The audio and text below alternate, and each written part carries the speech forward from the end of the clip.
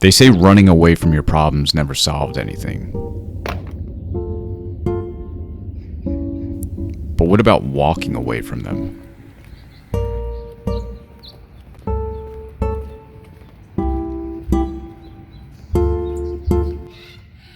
My dad told me a while ago that Art Garfunkel once walked across the entire United States. I always remembered that, and I thought it was pretty cool. I was never quite sure if it was true or not, but after doing a little research, you can find his actual route online. He left his New York City apartment and started his way out west sometime in the early 80s. After several long walking trips a year, he made it to Washington State in 1997.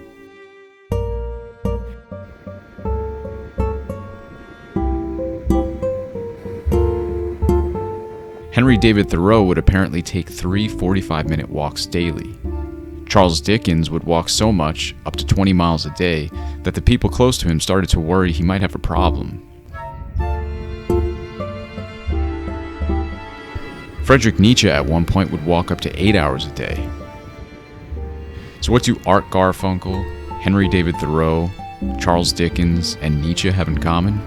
I have no idea. But apparently they all like to walk. A lot.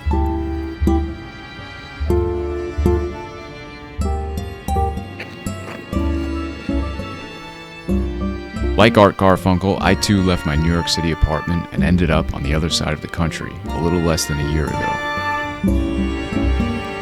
And although I didn't walk all the way here, I've brought my New York habit of fast-paced walking with me.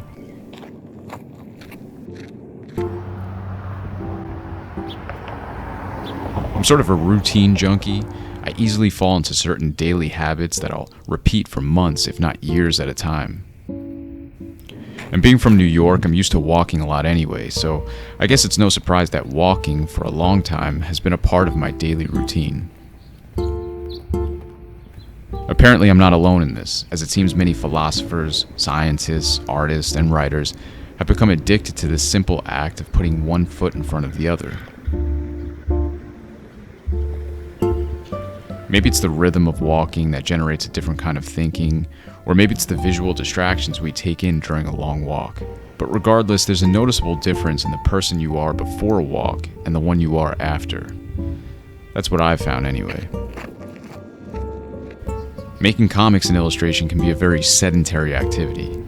I suppose being a writer, a philosopher, or even a songwriter can be as well. As the philosopher Soren Kierkegaard said of walking, by sitting still, and the more one sits still, the closer one comes to feeling ill. Thus, if one just keeps on walking, everything will be alright. I can definitely relate to the idea of needing to get away from my desk and just move. Stagnation never feels good, and when I start to walk, it's sort of like everything starts to move and loosen up. Not only physically, but mentally as well. Art Garfunkel might have been onto something. Or maybe, like me, he was just another neurotic New Yorker who couldn't sit still. So yeah, I believe running away from your problems isn't a good idea.